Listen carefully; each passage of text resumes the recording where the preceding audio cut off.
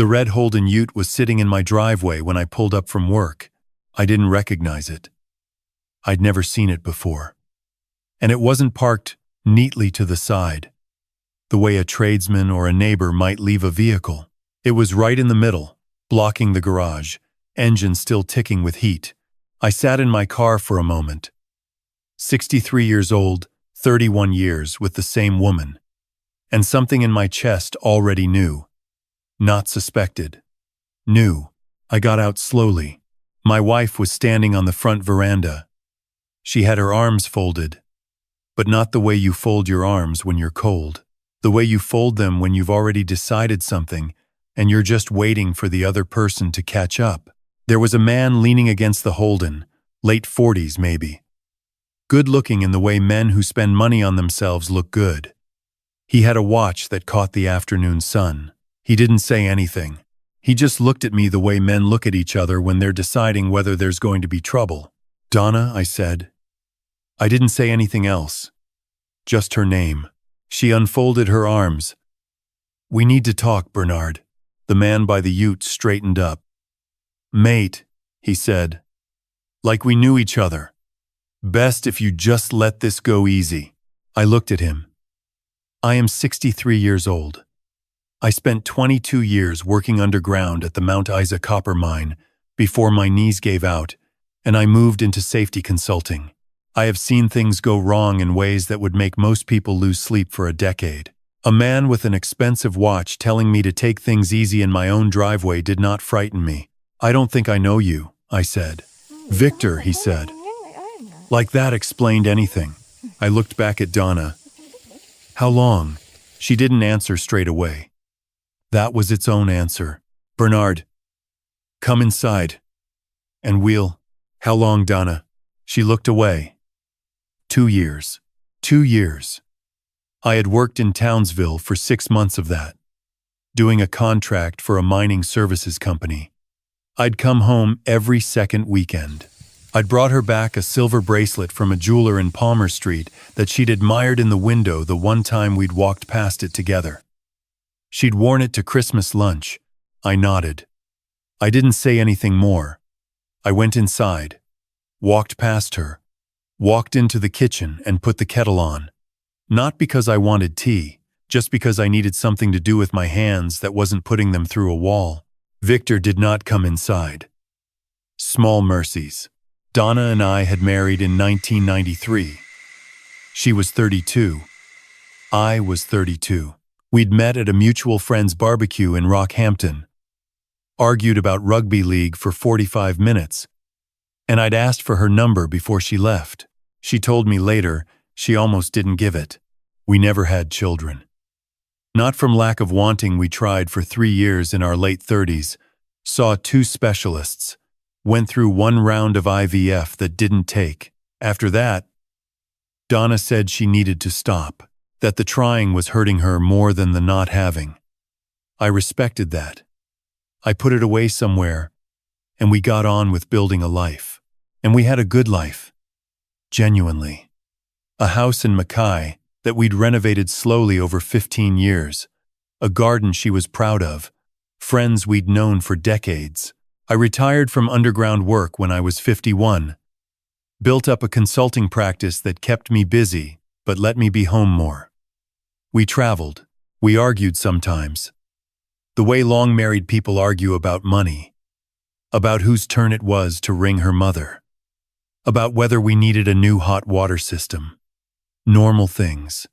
Small things. I thought we were fine. I realize now that fine is the word people use when they've stopped asking the harder question. The night Victor first appeared, or rather, the night I first knew about him, Donna slept in the spare room. She said she needed space to think. I lay in our bed and stared at the ceiling and tried to build a timeline in my head. But timelines are hard to build when you've been trusting someone completely. There are no suspicious moments to look back on. No evenings that suddenly make sense. Just a long stretch of ordinary life that you now have to look at differently. I called my son-in-law Pete in the morning.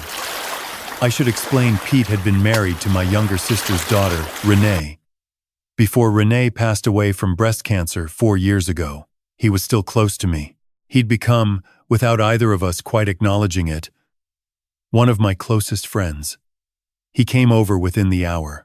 He sat at my kitchen table and listened without interrupting, which is rarer than people think. "Do you want her gone?" he asked when I'd finished. "I don't know what I want yet." "That's fair," he said. "But Bernard, mate, whatever you decide, you need to know what you're actually dealing with first. Because from what you're describing, this bloke Victor isn't just some fling." He was right. And I didn't know yet just how right he was. Victor's surname, it turned out, was Parrish. Victor Parrish. I found this out not through any investigation, but through the simple act of asking Donna directly, 3 days after the driveway. She was still in the house. We'd had a long, terrible conversation where she'd said she wasn't sure what she wanted.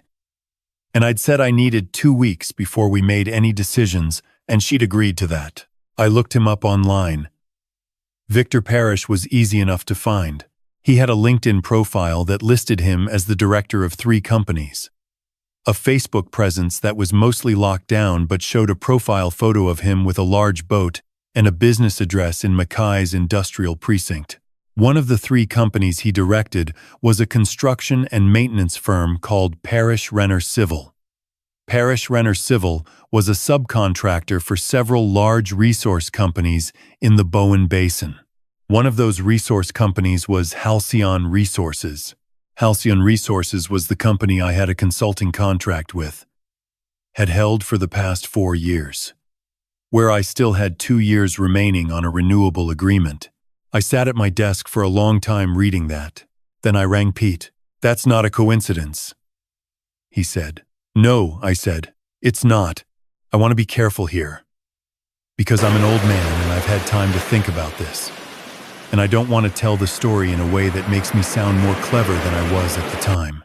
At the time I was hurt. At the time I was angry. At the time I lay awake wondering whether the whole marriage had been something it wasn't, or whether something had shifted along the way, and if so, when, and whether I'd missed a sign that I should have caught. Those questions don't have clean answers. I've stopped expecting them to. But what I did know, what became clearer the more I thought about it, was that Victor Parrish was not simply a man who had fallen for a married woman. He was a businessman who operated in the same industry I consulted in.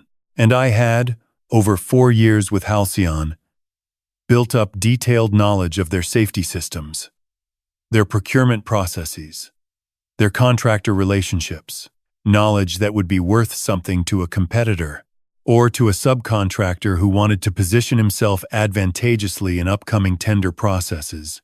I didn't say this to Donna. Not yet. I rang a lawyer instead.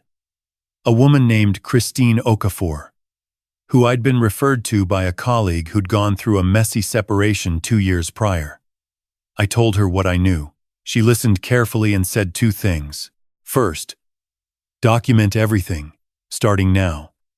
Second, do not confront Victor Parrish directly. I asked her, why not the second thing?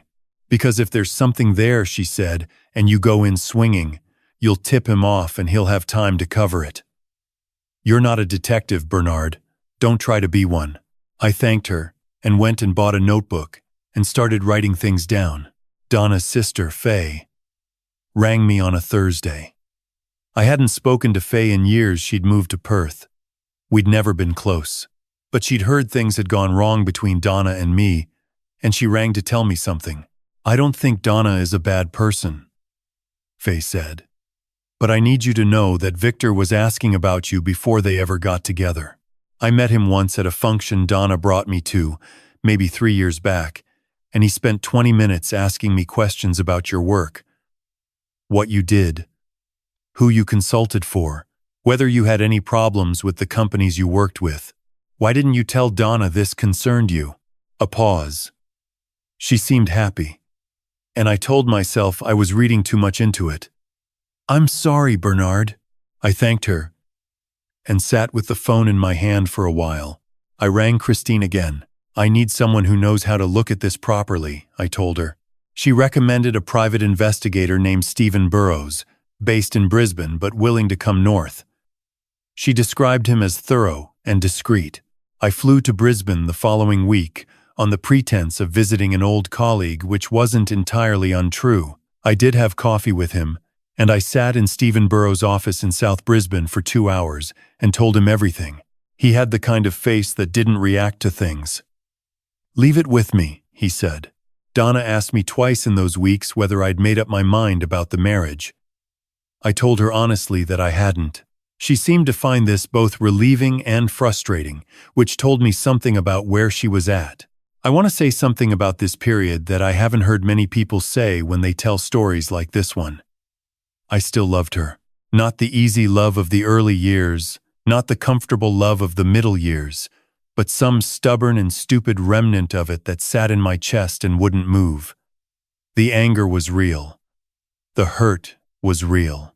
But so was that. I don't think you get to choose which feelings you have. You only get to choose what you do with them. I didn't tell her about Stephen. I didn't tell her about Christine. I didn't tell her about Faye's call. I made her cups of tea in the morning. Because I'd always made her cups of tea in the morning. And I didn't know how to stop doing it just because everything had gone wrong. Stephen Burrows called me on a Tuesday evening, 6 weeks after our meeting. "I've found some things," he said. "You should come back down."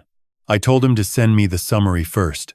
The summary took a day to arrive by email, and when it did, I read it 3 times before I was confident I understood what I was reading.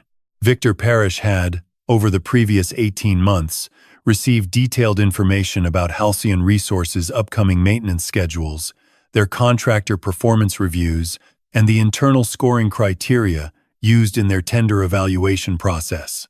He had used this information to position Parrish Renner Civil for 3 tenders, winning 2 of them. One of those tenders was worth approximately $4.2 million. The other was ongoing and worth considerably more. Stephen had not yet confirmed the source of the information, but he had identified the method. A series of documents that had been photographed, not printed, suggesting someone with physical access to screens or files had been passing them along informally rather than through a system that could be logged.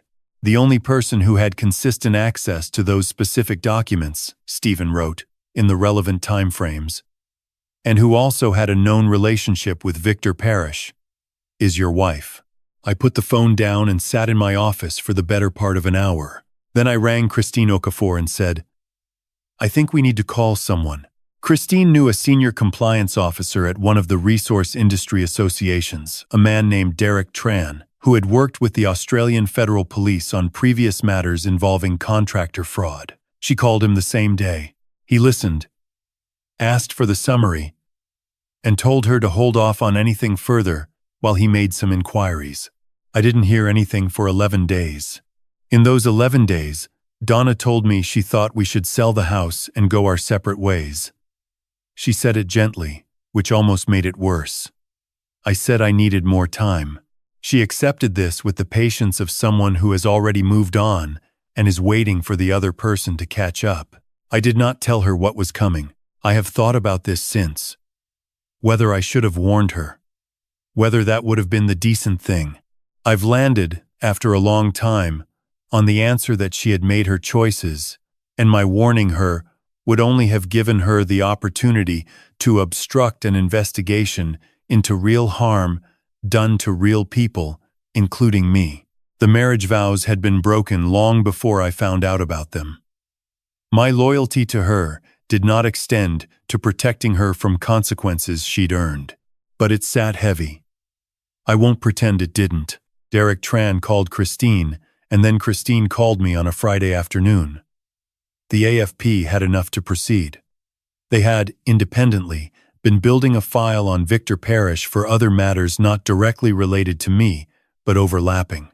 My evidence and Stephen's report had given them the final pieces they needed. "They'll move within the next 2 weeks," Christine said. "Bernard, I need to ask you, does your wife know any of this is coming?" "No." "Okay. That's probably good. Let it happen the way it happens." The way it happened was a Monday morning. 3 weeks later, I had known, roughly, that it was coming. Christine had given me a window, and so I was up early, sitting in the kitchen with a cup of tea, when two AFP vehicles pulled up out the front. Not the driveway. Out the front. Donna was still asleep. I went and knocked on the spare room door. "Donna," I said, "you need to get up. There are federal police at the door." The silence that followed was one of the longer silences of my life. I won't go through all of it. Some of it is still technically active, and there are things I'm not able to say. What I can say is this. Victor Parrish was charged with fraud, corruption of commercial processes, and receiving confidential information through improper means. He was remanded on bail with strict conditions. The tender contracts that Parrish Renner Civil had won through the compromised process were voided by Halcyon Resources, and the work went back to tender. He eventually pleaded guilty to 2 of the charges and received a sentence that included a substantial fine and a suspended term. He is not, to my knowledge, in the resources industry anymore. My wife was interviewed by the AFP on multiple occasions over several months. She was ultimately charged with 1 count of unauthorized disclosure of confidential commercial information. Her legal team argued she had been under significant emotional influence and had not fully understood the implications of what she was sharing. The court, in the end, accepted a plea arrangement. She received a 2-year good behavior bond and was ordered to perform community service. My consulting contract with Halcyon was not renewed, not as punishment, but because the relationship had simply become complicated in ways that couldn't be untangled neatly. They were decent about it. My reputation in the industry was not damaged. If anything, several people went out of their way to tell me privately that they respected how I'd handled it. I have work. I'm fine. The house was sold. We split the proceeds. The garden took me a long time to say goodbye to. There is a part of this story that I've only told Pete, and that I'm telling now for the first time more widely. About 8 months after the charges were laid, I received a letter. Handwritten, in an envelope with no return address, postmarked from the Sunshine Coast. It was from Donna. She didn't ask for anything. She didn't apologize in the way people sometimes apologize when they want something in return. She said she was sorry in the way you say it when you know it isn't enough, but you need to say it anyway. She said she'd told herself for a long time that what she was passing along to Victor was harmless, that it was just industry gossip, things that didn't really matter. She said she understood now how badly she'd deceived herself, and how much damage that self-deception had done to me, to the people whose livelihoods depended on fair tenders, to herself. She said one other thing. She said, "I think I fell in love with the idea of him before I understood what he was. And by the time I understood it, I'd already done things I can't undo. I'm sorry it cost you so much. You didn't deserve that." I read the letter twice, put it back in the envelope, and put the envelope in my fireplace, not in anger, just because I was ready to stop carrying it. I am 64 now. I live in a unit in Townsville, which I chose partly because I'd always liked the city and partly because it was far enough from Mackay that I could start fresh without bumping into the past every time I went to the shops. I walk along the Strand most mornings. I have a standing lunch with Pete every second Saturday when he drives up from Bowen. I've started fishing again, which I hadn't done since my early 30s. I have not remarried. I'm not opposed to it, but I'm in no hurry. What I have done is think, more than I used to, about what I know and what I don't, about the gap between fine and good, about how easy it is, in a long marriage, to stop asking the real questions, not because you're afraid of the answers, but because you've just got busy and the questions seem too heavy to lift in the middle of an ordinary Tuesday. I don't know if asking the questions earlier would have changed anything. Maybe the answers were always going to be what they were, but I think there's a difference between a marriage that ends and a marriage that quietly fails for years before it ends. I think the first one is something that happens to you. I think the second one is something you can sometimes prevent. Not always, not easily. But sometimes if you're willing to sit across from the person you love and say, "Are we actually okay?" Not fine. Actually okay. I should have asked that question more. I'm not saying that to excuse what she did. What she did was wrong. The deception, the betrayal, and the real commercial harm she helped cause to people who had nothing to do with our marriage. Those things are separate from whatever happened between us. You don't get to harm others because your marriage is unhappy. Full stop. But I can hold both things at once now. I can believe that she wronged me and that I wasn't paying enough attention. I can believe that Victor Parrish is a corrupt man who deliberately targeted me through my wife, and also that she made her own choices. Adults do. We always do. The last thing I want to say is about Pete. 4 years ago, when Renee died, I sat with Pete in the hospital car park at 2 in the morning because he didn't want to go home yet, and neither of us knew what to say. We sat there for about an hour. I didn't try to fix anything. I just stayed. When all of this happened to me, Pete sat at my kitchen table and listened and asked me the right question at the right time and then showed up every week without being asked. He didn't tell me what to do. He didn't tell me what to feel. He just stayed. I think that is what love actually looks like, most of the time. Not grand gestures. Not declarations. Just the person who keeps showing up when things are hard, without asking for anything back. I didn't understand the value of that kind of loyalty until I was 63 years old, sitting in a kitchen trying to make sense of my life. If you're reading this, and you have someone like that, a friend, a brother, a sister, anyone, don't let the busyness of ordinary life make you forget to say thank you for it. Those people are rarer than you think. And the time to say it is now, not later. Later has a way of not arriving. I've had a lot of time to think about what actually went wrong. And I don't mean with the marriage, or with Victor, or with any of the legal proceedings. I mean what went wrong long before any of that. In the quiet, in the ordinary, in the years when everything looked fine from the outside and I never thought to look harder. The thing about cause and consequence is that it rarely announces itself. It doesn't arrive with a warning. It accumulates. Donna didn't make one decision that destroyed things. She made 100 small ones. Each one a little easier to justify than the last. Each one building a version of herself that was further from the person she'd been when I married her. And I didn't make one decision that left the door open. I made 100 small ones too. Choosing work over conversation. Choosing comfortable silence over the harder question. Choosing to assume that because nothing was visibly broken, everything must be okay. That's not an excuse for what she did. I want to be clear about that. What she passed to Victor caused real harm to real people, contractors who lost fair work, a company that had trusted its systems, and me, who had trusted her. Those consequences were hers to own, and the legal system made sure she did. But consequences don't care about your reasons. They only care about your actions. And over time, both of us had taken enough wrong actions that the whole thing became inevitable in a way I couldn't see until it was already done. What I've come to believe, and I'm 64 now, so I've earned the right to say it plainly, is that intelligence without honesty is just a tool for Jen Renti Runsos, Renti 200, Renti Rena. Renti way. Durana. Renti. Unso.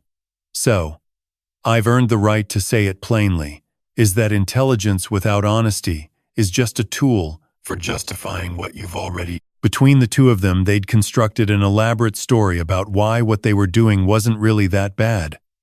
That's not intelligence. That's intelligence in service of avoidance.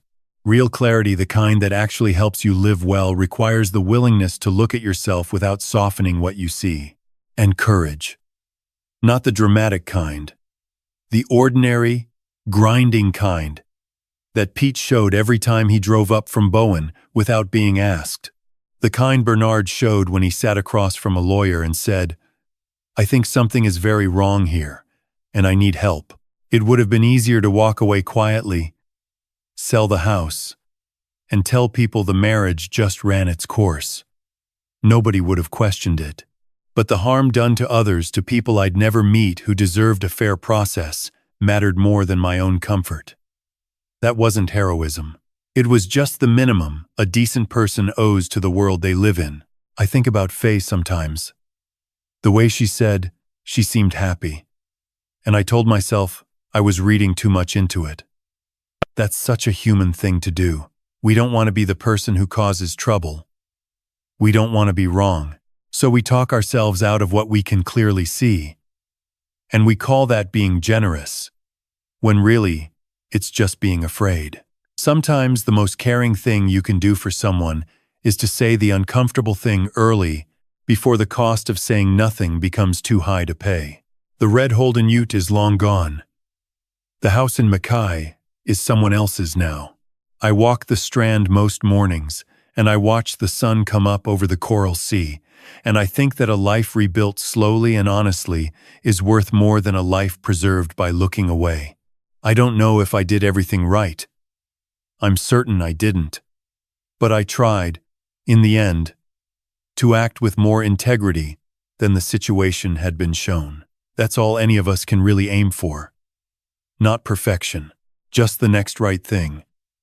Done with as much honesty as you can manage on the day. That's enough. It has to be.